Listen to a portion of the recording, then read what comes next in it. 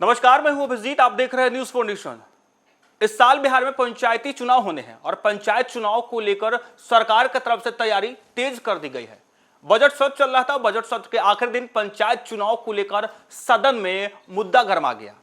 एक तरफ बीजेपी के विधायक ने ही अपनी ही सरकार से मांग कर दी कि पंचायत चुनाव में पार्टी यानी दल आधारित जो है वो चुनाव करवाया जाए।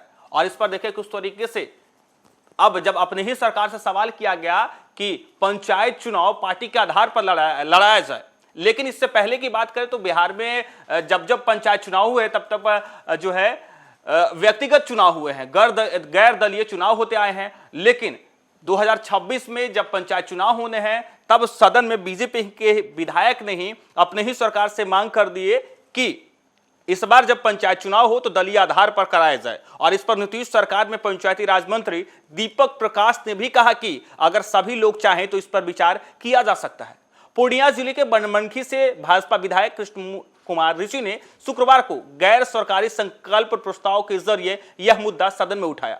उन्होंने नीतीश सरकार से दलीय आधार पर त्रिस्तरीय पंचायत चुनाव कराने की मांग कर दी। इस पर मंत्री दीपक प्रकाश ने पंचायत चुनाव बिहार पंचायती राज अधिनियम 2006 और बिहार पंचायत निर्वाचन नियमावली के आधार पर कराए जाते रहे हैं।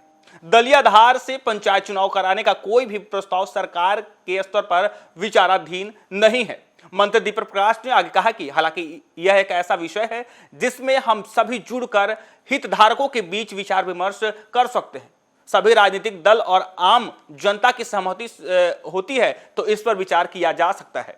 मंत्री के जवाब पर भाजपा विधायक ने कहा कि दूसरे राज्यों में जिला परिषद, मुखिया आदि के चुनाव दलीय आधार पर होते हैं। बिहार पंचायत चुनाव में अभी 6 महीने का समय है। उन्होंने सरकार से आग्रह किया कि सभी राजनीतिक पार्टियों से विचार विमर्श कर आगामी पंचायत चुनाव दलीय आधार पर कराया जाए।